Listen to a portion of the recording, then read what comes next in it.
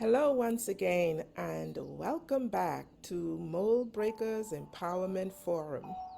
I am Audrey Mellayne, your Mould Breaker Doc, and I am delighted to be here with you once again as we engage in segment number 3. Yes, we are building momentum towards knowing, understanding, and caring for self. Today, we look at self worth and worthiness. Self worth, yes, if you remember in segment 1, or perhaps in the introductory phase of this series, I presented 3 quotes focusing on the worth and value of a man. And today we are going to just pull that apart a little more as we apply this to you. And so I invite you, as always, to get a piece of paper, a pen, or a pencil, because even though the segments are not prescriptive, they are geared towards helping you to take note of the things that are important to you for personal growth, for you becoming more familiar, taking the control, and soaring to new heights within your personal journey. And so, worth, self-worth, worth as others may deem it. But what is worth? What is self-worth? Basically, it is the value that you place on yourself. Of course, others may have a different scale or measure that they use and see you through. But I ask the question, does it really matter the value others place on you? Or is it more important the value and worth that you place on yourself? And then the question comes, from where do you determine, from which vantage point, what is the influencing factors that make you know what it is that you are worth? And if I was to backtrack to the previous segments where we looked at 3 important critical facts about you, you will be able to apply this concept of self-worth, because in the first segment we established that you are tripart, meaning that you are mind, body, and spirit or soul, collectively making up the being that you see when you look in the mirror, that you hear when your voice is activated, when you are in motion, moving from one place to another. Collectively, together, mind, body, and soul function in order for you to be considered a living soul. And then we looked at purpose. And maybe the purpose, the structure, will all help you to understand your personal worth. However, if we were to go with the notion that the value that is placed on you by others is important, then we would have to look at those 3 segments to determine what aspect of me are they really talking about when they say that I am worth this or that. Now, I know that we have heard time and time again that you are what you eat, you are what you think, you are the product of your environment. And so if we look at those things, then we would say, well, perhaps I am worth a $1 million. Or because I live in poverty, I am only worth, maybe somebody will pay $10,000 for me. But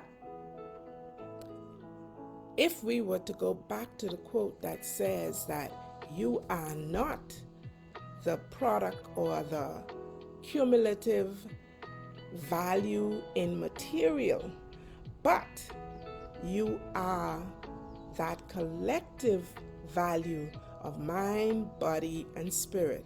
And so when we look at your physical worth, the biologists or the scientists may say, oh, well, what kind of elements? You don't have any gold in you, you don't have any silver in you. You may have a little bit of mercury, which in 2 large volumes you will die, or you may have some potassium, some sodium, magnesium, all those other elements. And so when we add that up, you might be worth about $1, maybe $2. And if those things are out of balance, you may probably not be worth anything. And then we look at the body. That was the biological. But then we have the mind. Who can place a worth or a value on your mind? Think about it. Is there a value to be placed on your mind? Who knows your mind except for you and your Creator, who knows all according to the scriptures? Can someone truly put a price on your mind? Guess what?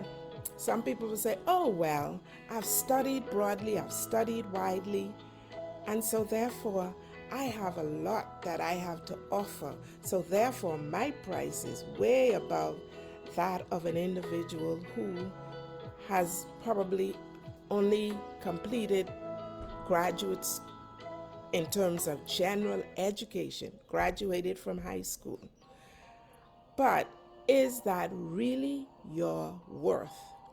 And then we have the spiritual element where, again, we have a spectrum of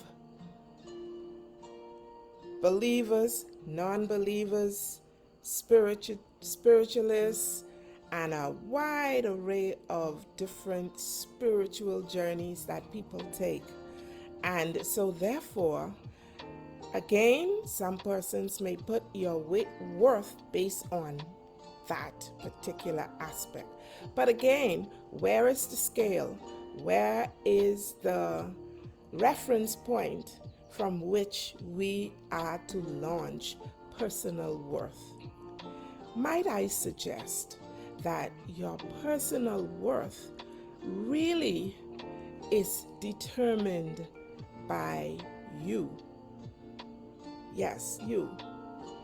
Your worth, basically your life itself, is a gift handed on to you by your Creator, channeled through the persons that He chose to deliver or transport you via onto this earth. And so what am I saying? I am saying that your education, your economic status, your family wealth, your personal aspirations does not make you more or less in value than any other individual on the face of this earth. After all, we have been afforded equal in terms of what we have to work with, especially if we are utilizing the framework of the mind, body, spirit, because each of us have been gifted with a body. Each of us have been gifted with a mind. Each of us have been gifted with the spirit. So if you are breathing, living, thinking, moving, then you are whole.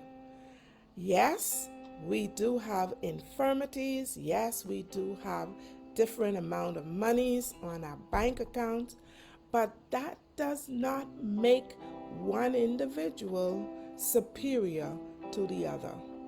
I'm sorry if I am bursting your bubble or stepping on your corn, but the reality is we have all been granted equal opportunity. And of course, we are the persons who limit ourselves as it relates to our worth. And why is that? As I mentioned earlier in another series, it's because we have renounced our personal powers. We have put our life in the hands of others to make decisions for us, to determine whether we turn left or right, go up or down, or stand still. I agree that our social circumstances do, from time to time, seem to be limiting factors in what we are able to do, and so therefore we ascribe our abilities to our worth. But do not confuse, do not mix the two of them up. When we look at that, then sometimes what we are confusing our worth with is the worthiness that others perceive we are entitled to. What does that mean? Yes, people use markers based on our social status, based on our level of education, based on our jobs, based on what we drive, where we live, what we eat, to determine what we are worthy of receiving of and from them or the wider society. But I have good news for you. None of that matters. What matters is your self-worth. What do you see in yourself? What are you projecting out there? And believe you me, every one of us have our struggle. It doesn't matter what your job is, what your pay scale is, what your family status is, whether you are a high school dropout, whether you are a pastor, whether you are a bum on the street. We are equal. We have equal resources. The problem is we are not aware of it. We are not aware of the power that resides within. And so therefore, we allow persons to judge us based on how we present ourselves, how well or eloquently we speak, the words we use in our sentences.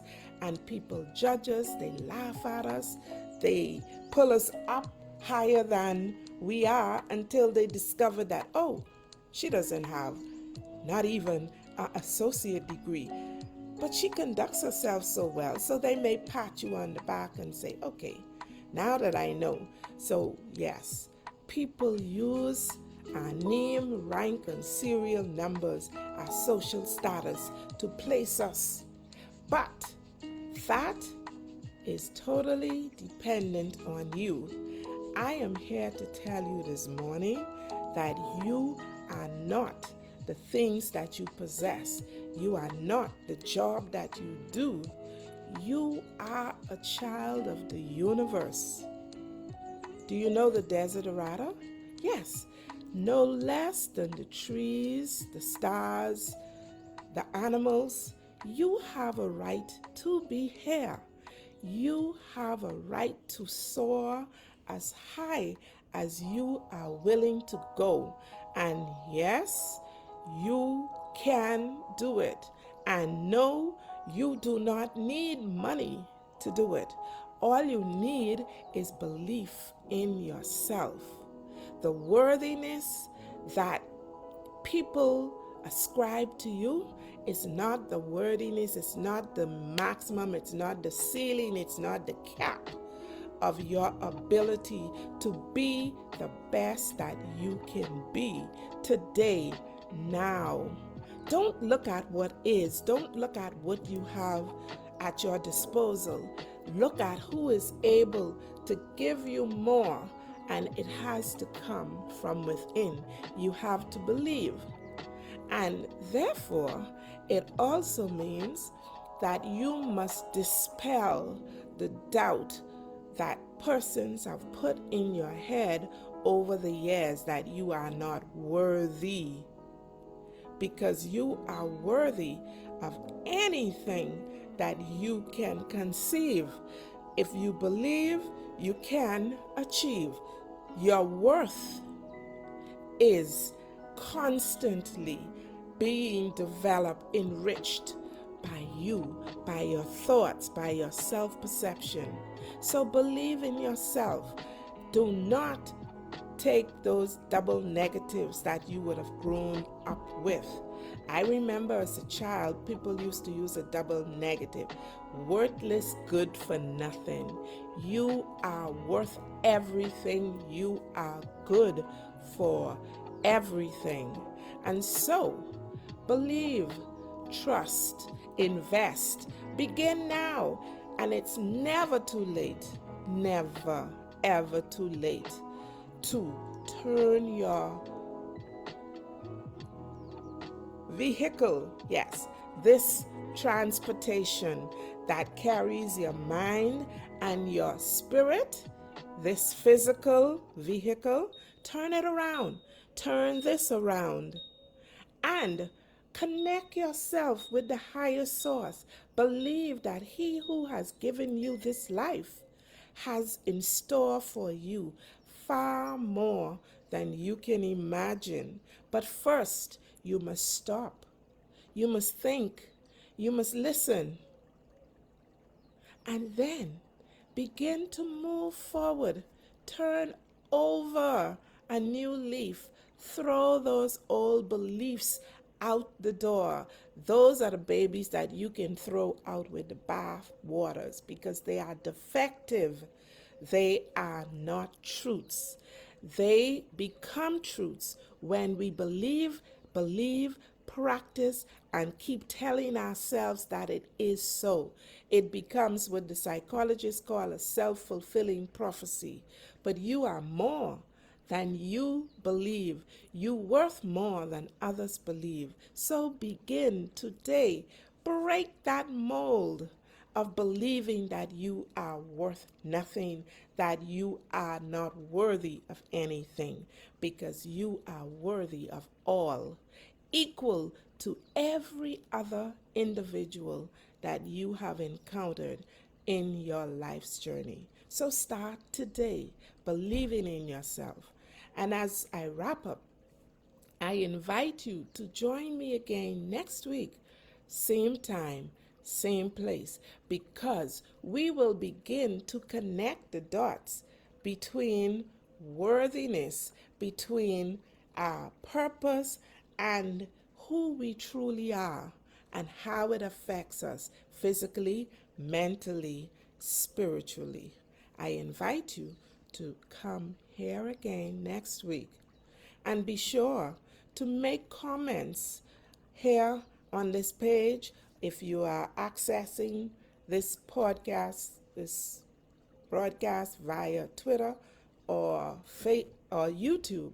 You can also leave a comment there and I will get back to you.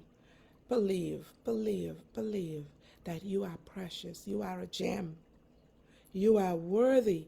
You are purer, fairer, and more pricely. You are invaluable. No one can place a price tag on you. When they see you, they see themselves. Whatever someone is worth, you are worth equal. How you perceive others is how you yourself are. So, get on board. Love yourself, know yourself, understand yourself, and begin to care for yourself because you are worth it. Enjoy your day.